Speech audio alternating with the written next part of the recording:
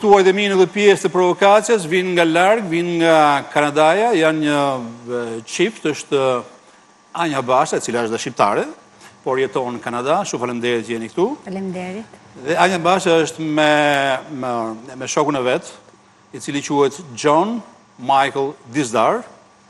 Thank you very much for joining me in the studio. You're welcome. Thank you for having us. Okay. Do flasim për kanabisin. Të dy këta persona punojnë në një kompani që quhet Mistral Consulting Group. Çfarë kompanie është kjo? Kjo është kompania jonë e konsulencës, Mistral Consulting Group.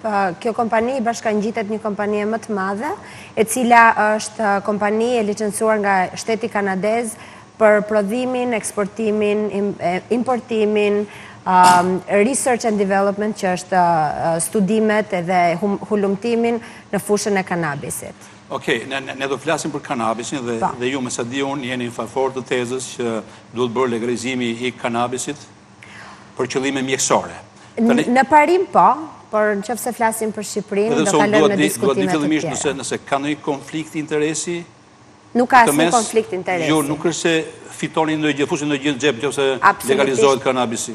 Absolutisht jo. Ato janë diskutime të tjera, ajo futet në pjesën e biznesit. Ne jemi këtu për të folur kryesisht për të munduar të informojmë shqiptarët për të mirat e kanabisit për përdorime mjekësore, duke mos pasur asnjë lloj influence me pjesën tjetër, me biznesin, është qëllimi për të ulur stigmën e një bime e cila është keq kuptuar për një kohë shumë të gjatë. Jo, edhe unë fakt jam në anën tuaj, në këtë çështje. Unë kam shkruar më shumë se një herë. Edhe në këto shkrimet e mia kam mbrojtur idenë që duhet legalizuar kanabisi, duhet bërë edhe në Shqipëri. Madje këtë ide kam shprehur edhe në kohët, si thuash, më të gabuara, sepse ishte kohë kur gjithë Shqipëria ishte kanabizuar dhe unë dola me tezën që duhet legalizuar kanabisi. Ishte pak ide e çmendur e ime. Kind of like where I'm from. Okay. From British Columbia. Yeah. And por unë jam çik për te ju, se unë mendoj që kanabisi duhet legalizuar edhe për qëllime rekreacionale, edhe për qëllim për qef. Jo nuk jeni me këtë ide, me idenë, unë duhet të flasë çik Gjoni, nuk jeni me idenë. Are you for legalizing recreational cannabis? I am for both, yeah. Medical and recreational, absolutely. Kur folën në telefon, ju donit që të flisin vetëm për si thuash, legalizimin e kanabisit në terma mjekësor. Pse reduktuar? Well, I think in Albania it has to start off with a medical discussion to show the health benefits of it and how it works properly with individuals as a choice for them. I think starting off on a plateau of on a medical basis is a lot more important before going recreational.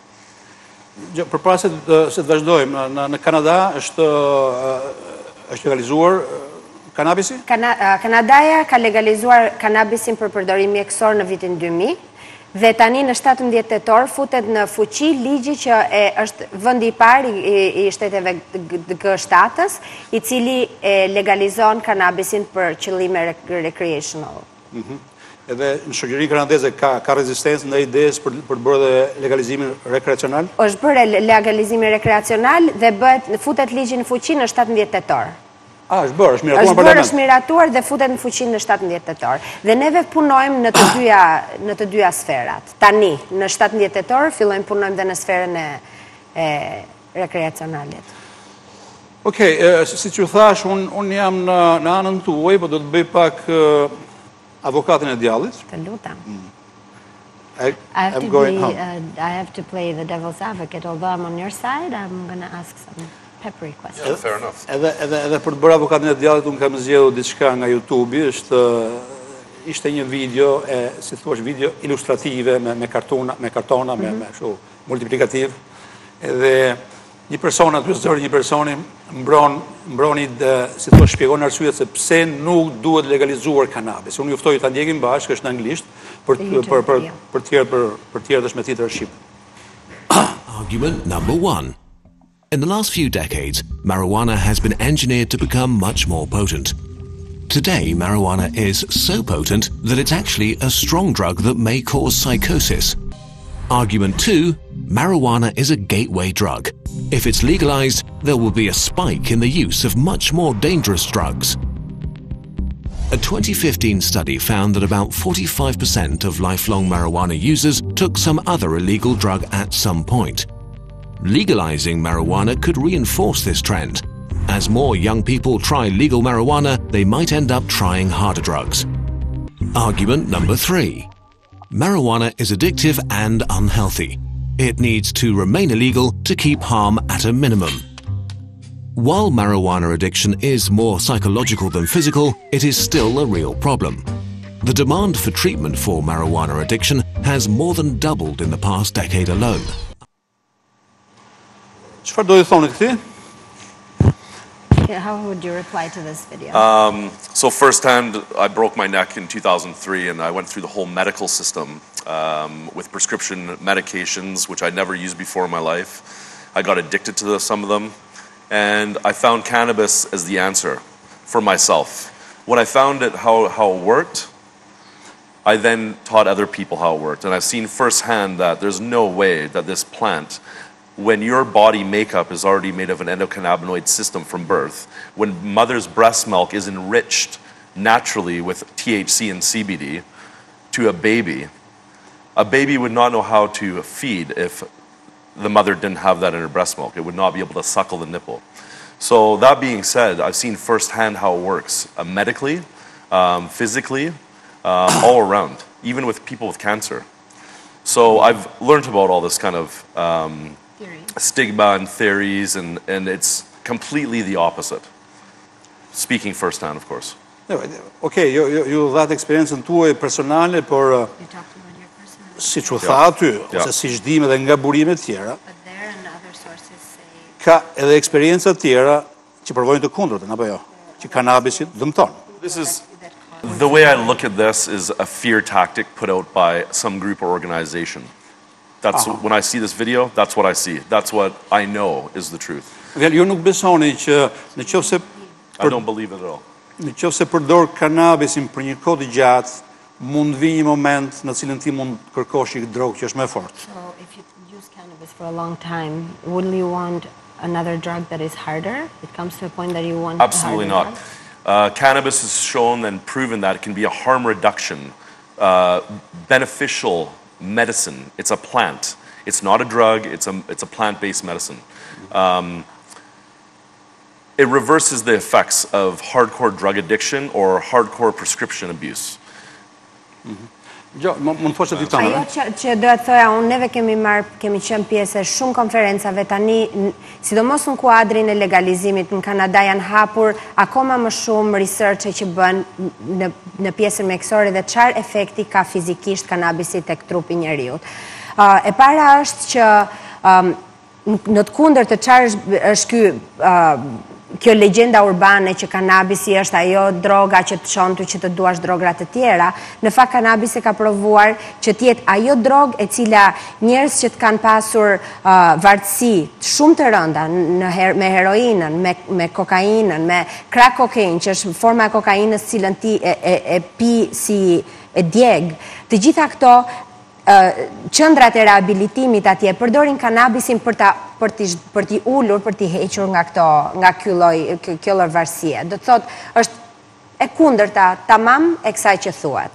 Unë në fakt dëgjova edhe është një Jordan Peterson. Jordan Peterson. Jordan Peterson? I've heard of him, yes. Edhe ai thot diku, këtë që thon këta, që ekziston rreziku që përdorimi për një kohë gjatë i kanabisit. Ajo është, unë mendoj që ajo ka të bëjë vetëm me personalitetin e personit, me tendencat për të qenë natyrë pak vartëse e tjerë. Kjo do ndodhte edhe sikur mos ishte. Nuk besoj që është kanabisi që e shkakton atë gjë. Është pak përfundim qesharak për mendimin tim. Jo, duke qenë se ti e njeh mirë Shqipërinë, siç e njoh dhe unë, që këtu si thuash media nuk është në rolin e vetë, gjithmonë, nuk është në funksionin e vetë. Këtu disa instrumenta kulturore dhe mungojnë. Edhe për këtë shkak të rinjt janë edhe, le të themi, peng apo viktima edhe të një propagande, nuk e di, në favor të drogave dhe të forta, edhe ndonjëherë janë të pambrojtur. Dhe nuk e frikë që legalizimi i kanabisit në Shqipëri nuk është njësoj me legalizimin e kanabisit në Kanada? Patjetër që nuk është njësoj, po jo për këto arsye. Unë mendoj që natyra njerëzore gjithmonë do rendi pas së ndaluarës, dhe këtë e kemi parë shumë herë. Portugalia është shembulli më i bukur që legalizoi të gjitha drograt dhe në fakt numri i njerëzve që kishin varësi të mëdha u ul.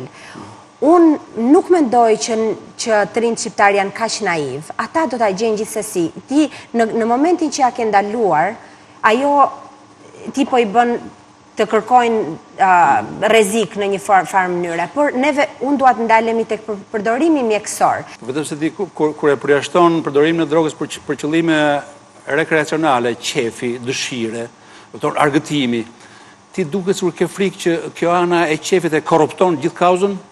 Për anën e qefit, ajo është një hap që dhe Kanadasi ju dhe shumë vite që ta bëj. Ajo kërkon një legjislatur kaq të fortë dhe një shtet kaq të fortë që do ta verë vërtet në punë atë ligj, që unë mendoj që nuk është momenti tani për të folur tamam për këtë gjë, por unë shpresoj që kjo është hapja e një debati që është e më i madh se sa kaq. Tani për ta bërë të qartë për teleshikuesin. Po. Aty ai robi dha 3 arsye pse nuk duhet legalizuar kanabisi. Ju mund të më jepni 3 arsye ose më shumë, ose edhe më pak, pse duhet legalizuar përveç, si thuaç, kësaj, nuk e di, përveç arsyeve që dhat. Po, unë do le dhe Gjonin që të përgjigjet te kjo, po dua të them që unë nuk e di nga i kanë marrë këto numra dhe këto, nuk është se dhanë në një source të... Ati e vën dyshim? E vën në dyshim atë material, është e vërtet. E vën në dyshim, nuk po them që nuk është kështu. Ka shumë, një përqindje e madhe në botë që vazhdojnë edhe flasin, por, sidomos në vitet e fundit, po zhvillojnë kaq shumë researche mjekësore dhe sociale dhe psikologjike që tregojnë veti të tjera të kanabisit, që neve duhet të fokusohemi dhe të ajo, duhet të tregojmë dhe atë, dhe pastaj njerëzit mund të bëjnë vetë këtë lloj analize, mendoj unë. Por ajo është pak materiali pa bazuar, është i thënë në disa, duken si legjenda urbane, si gjëra që ne i kemi dëgjuar gjithmonë, po që justifikojnë në të vërtet mos legalizimin e kësaj gjëje, që në të vërtet, për mua, një nga arsyet kryesore pse duhet bëhet, është fakti që duhet ulim krimin e organizuar. Duke ndaluar këtë gjë, krimi i organizuar lulëzon. Dhe kjo është diçka e provuar, jo vetëm në Shqipëri, kudo.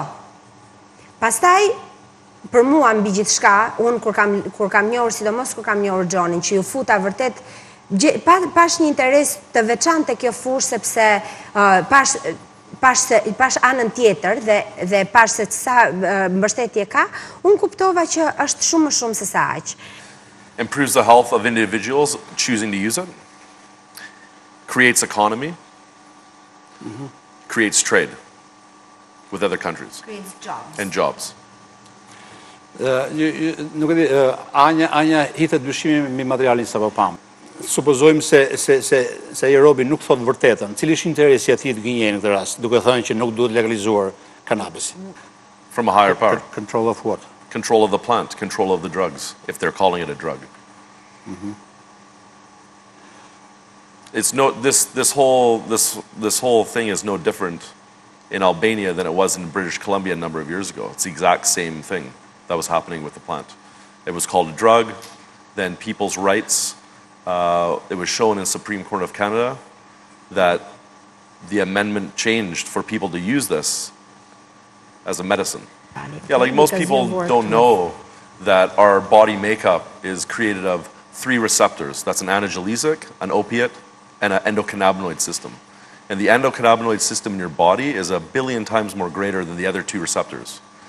So it works as a heal-all for many, many things. It's been taken out of our diet. So you're not feeding your endocannabinoid system with the medicine that your body requires. Most people don't know this. Anja, le të flasim çik bashkë një 2-3 minuta. Duke qenë se jemi të dy, le të themi, njohës të mirë të Shqipërisë. Këtu ka qenë një situatë e caktuar deri para ca kohësh.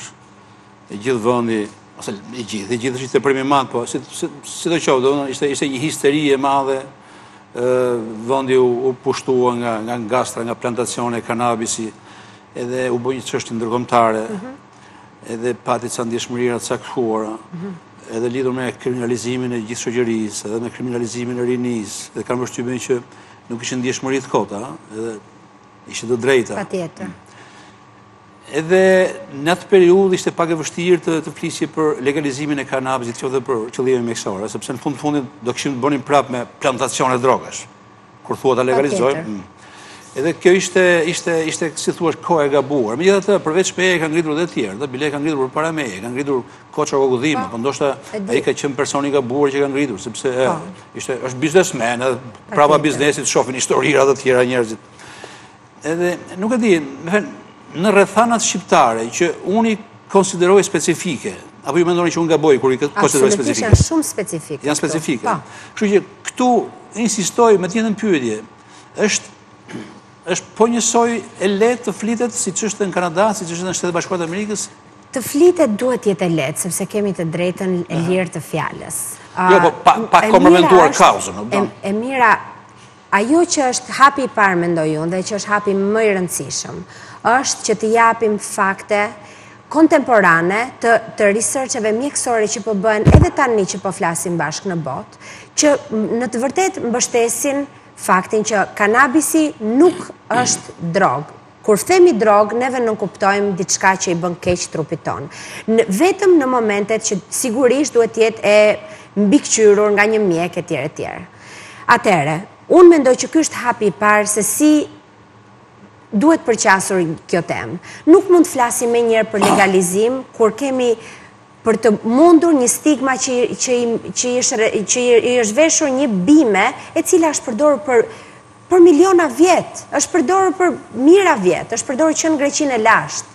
Dhe vetëm në 1923 kanabisi është futur në kategorinë e drograve. Në të njëjtën periudhë që në Amerikën Veriore përkon edhe me periudhën e prohibition, që ishte periudha që ndaluan dhe alkoolin, që kjo bëhet për arsye dhe ekonomike, bëhet për arsye të tjera.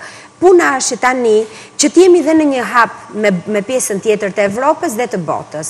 Neve duhet të paktën të diskutojmë hapur dhe me mendje të hapur për kanabisin, jo si një drogë e rëndë, sepse kjo është qesharake të thuhet, por si një bimë mjekësore. Le të flasim për këtë.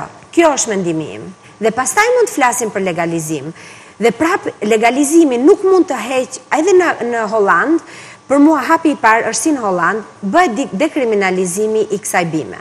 Dhe pastaj mund të flasim për legalizimin mjekësor, dhe pastaj mund të flasim për legalizimin për përdorime qefi, kur i thonë. Okay. Anything else to say?